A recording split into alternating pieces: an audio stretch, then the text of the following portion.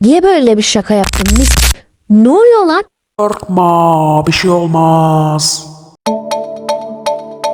Sizi benden kurtaramaz ve kimse sizin kapınızı çalamaz.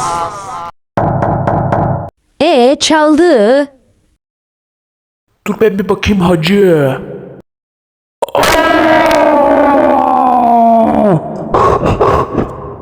Laf ne oldu? Çok yeteneksizsiniz. Sen kimsin ve sesin neden robot gibi?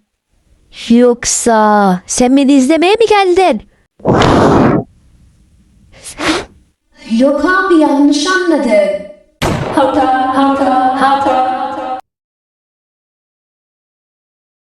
Sesi robot yapan kimdi lan?